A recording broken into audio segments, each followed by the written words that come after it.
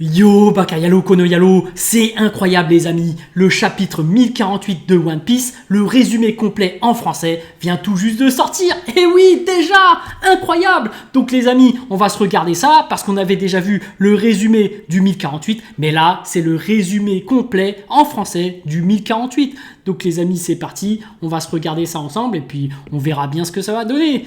Donc, les amis, chapitre One Piece 1048, 20 ans. Le titre, c'est 20 ans.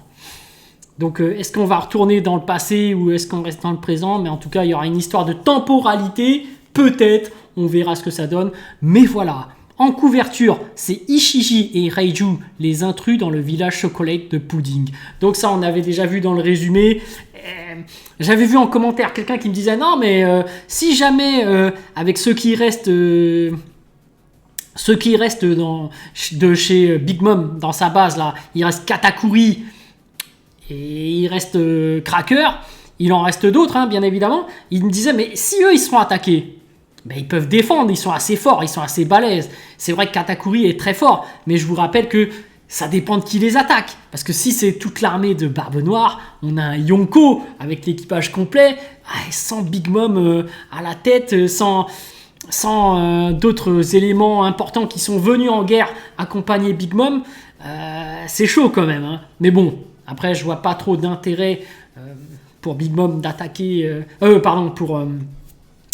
pour Barbe Noire d'attaquer Big Mom parce qu'il n'y a pas vraiment de fruits à voler. Moi, je pense qu'il campe là à l'occasion pour voler celui de Kaido. Mais bon, on verra ça, bien évidemment. Donc, les amis, on va continuer. Mononosuke continue de pousser Onigashima pour esquiver l'attaque de Luffy. Donc là, ça y est, ça veut dire que il s'est décidé, Mononosuke, il assume, il pousse clairement Onigashima grâce à ses nuages, donc tant mieux. Bravo Mononosuke, tu mérites d'être le shogun de Wano. Kaido se transforme en dragon de feu, la transformation s'appelle Grand Dragon de Flamme. Est-ce qu'il sortirait pas une nouvelle transformation en mode flamme? Ok, bah pourquoi pas. Déjà Luffy il est déjà en flamme. Donc avec des flammes blanches, mais on verra bien ce que ça va donner. Il faudrait voir en direct ce chapitre, ça va être cool. Donc, son corps touche la corne d'Onigashima qui était encore intacte et elle fond comme du beurre.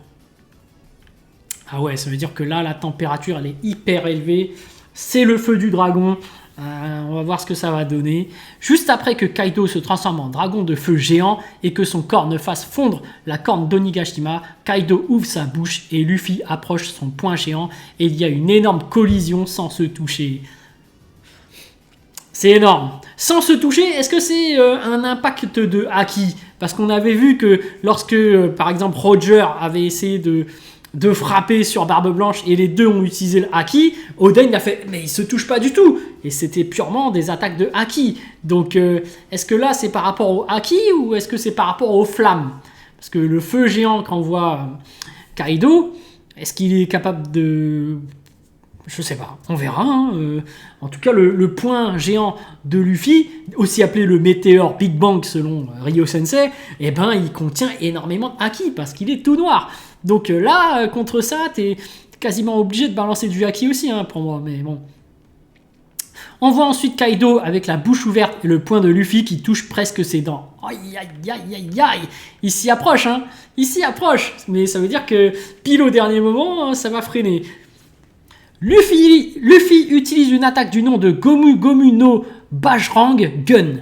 Pistolet du roi des singes. Oh là là, du roi des singes. Ah, c'est Sangoku là. Là, c'est Sangoku. Là, c'est le roi des singes, c'est Goku. Ok. Kaido utilise une attaque du nom de Shoryuken Ake. Ok, bah Shoryuken, hein, connu de Street Fighter, hein, l'attaque de Ryuken. Shoryuken en feu, j'imagine, en plus celui de Ken. Ok, mais bon, une nouvelle attaque. Je pense pas qu'il fasse l'uppercut, mais quand il y a le hake, c'est peut-être avec sa masse, mais il faudrait voir les images. On a trop hâte de voir la puissance. La scène change et on passe à l'intérieur du château. Ok, donc c'est dommage, on n'a pas vu... le combat ne se terminera pas sur ça. Il y a les samouraïs qui veulent la défaite de Kaido, évidemment. Hein. On va les filmer, hein, tous ces samouraïs. Kawamatsu se rappelle ce qui s'est passé après l'exécution d'Oden il y a 20 ans. Un flashback commence. Ok, donc c'est pour ça que le titre s'appelait 20 ans. C'est qu'on aura finalement le flashback encore. Et certainement des fourreaux rouges. Hein. Kaido découvre qu'Oden a un fils. Ah, l'histoire de Yamato peut-être. L'histoire de Yamato. Ah non, bah non. Oden, son fils, c'est Mononosuke, je suis bête. Pourquoi j'ai pensé à Yamato? Kaido part à la recherche de Mononosuke et élimine tous les habitants de la ville qui se mettent sur son chemin. Ah, déjà à l'époque, Kaido il en voulait à Oden et à Mononosuke. Hein, à ce que je vois. Et là, il poursuit son fils et même là, il voulait l'exécuter en public. Malheureusement, ça ne s'est pas fait. Il s'est fait sauver par les fourreaux rouges qui ont fait leur assaut, leur petit raid. Et puis aussi Sanji, hein, Sanji Bogos qui était invisible est arrivé, il a sauvé. Sanji, il a fait un excellent taf à ce niveau. Hein. C'est grâce à lui que Momonosuke il est encore là. Donc finalement, voilà, Sanji, il y avait pas mal de gens qui critiquaient Sanji, il a fait le taf, hein, mine de rien. Il a sauvé Momonosuke. On voit le château d'Oden brûlé. Ok. Les daimyo de Wano s'unissent pour combattre Kaido et Orochi. On voit une case de chacun des daimyo. Il y a Tonoyasu et les 3 samouraïs que Yamato a rencontrés dans la cave. Shimotsuki, Ushimaru inclus. Ah oui, les samouraïs. Est-ce que... Bon, on a envie de voir les images. Le père de Zoro, peut-être. Va-t-on le voir en action? On verra. Ils sont tous vaincus. Alors là, est-ce que ça va se passer en arrière-plan? Ouais, hâte de voir ce chapitre finalement. Pas mal, hein. Il commence à réduire en esclavage les gens et le pays s'effondre. Oh merde. Bon, après, c'était prévu, hein, comme c'est dans le passé. Voilà, quoi. On revient au présent. Orochi est toujours en feu. Bien fait pour lui. Il essaie d'emmener Komurasaki avec lui. Denjiro arrive et tranche la tête d'Orochi. Ah, encore une fois, il perd la tête. Et alors là, je me suis dit, Kaido lui a déjà coupé la tête. Donc on sait que par rapport à son fruit, l'hydre a plusieurs têtes de serpent, là, 8 il me semble. Si on lui coupe 8 fois la tête, est-ce qu'il meurt? C'est une bonne question ça. Parce que là, Denjiro qui arrive, c'est la 8e fois, si je ne m'abuse, qu'il lui coupe la tête. Donc là, normalement, c'est finito. Finito pour Orochi. Enfin débarrassé. Mais je suis quand même un peu déçu que c'est Denjiro qui met le coup de grâce. J'aurais aimé que ce soit la fille, la digne héritière d'Oden, tu vois. Donc précédemment, avec son clou, j'aurais préféré que Orochi meure à ce moment-là. Mais bon, Denjiro, pourquoi pas? Et ça se trouve, Orochi ne va pas mourir. Hein. Moi, ça ne me surprendrait pas qu'il survive. D'ailleurs, je vous le prédis, il va survivre. Il va survivre. Même si c'est la 8e fois, il va survivre. C'est un coriace, cet Orochi. Même si on veut tous qu'il meure. Moi, je suis persuadé que prédiction, il va survivre. On voit les vœux des habitants traversent déjà le ciel. Oui, avec les lanternes. C'est peut-être ça qui allait aider Momonosuke à faire ses flammes. Faites qu'Orochi disparaisse ou je veux m'échapper de cet enfer. Font partie des vœux visibles. Ah ouais, il a causé tellement de problèmes qu'il y a plein de gens qui veulent sa mort. Aïe, aïe, aïe, toutes les ondes négatives vers lui. À la fin du chapitre, Luffy et Kaido sont sur le point de confronter leurs attaques. Oh! Ça veut dire que ce point géant qu'on a vu, ce fameux Big Bang météore selon Ryo Sensei, n'a même pas encore touché Kaido. Donc voilà, il y a une petite interlude. Il y a Kaido qui essaye de riposter, qui prépare son attaque, qui se met en mode dragon de feu. Ok.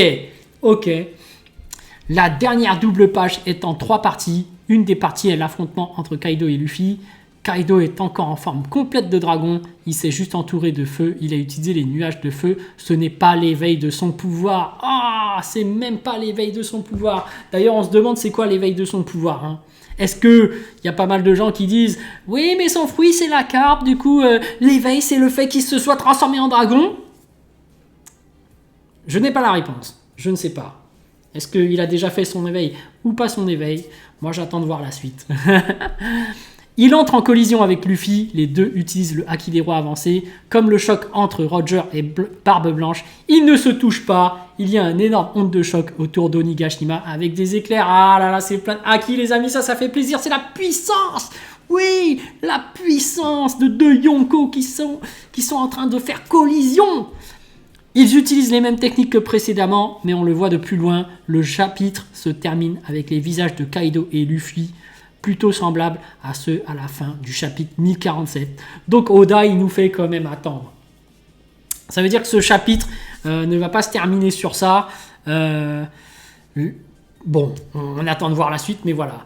Le chapitre 1049 de One Piece sort le 13 mai 2022. Oh là là, il va falloir encore attendre les amis. Il va encore falloir attendre. Mais les amis, on a dans ce chapitre un petit préparatif. Un dragon tournoyant qui va faire des flammes. Le fameux dragon de flammes. La contre-attaque de Kaido. Et cette collision incroyable. Ce combat, eh ben, il dure pendant une éternité. Et c'est d'une intensité incroyable les amis.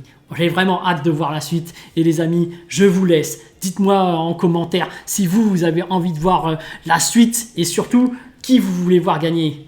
Est-ce que vous pensez que Kaido va mourir? Moi, je vous le prédis. Kaido ne va pas mourir par Luffy. Moi, je vous le dis, Luffy, il tue personne. Luffy, il tue personne. On est dans le monde féerique de One Piece. Luffy est innocent, il ne tue personne. Je vous le rappelle. Donc Kaido, soit il se fait battre, soit il y aura quelqu'un qui va arriver et qui va le tuer entre-temps, mais Luffy ne le tuera pas directement, c'est ça que je vous prédis. Bon allez, c'est facile à prédire les amis, mais bon, allez sur ce les amis, je vous laisse, ciao ciao.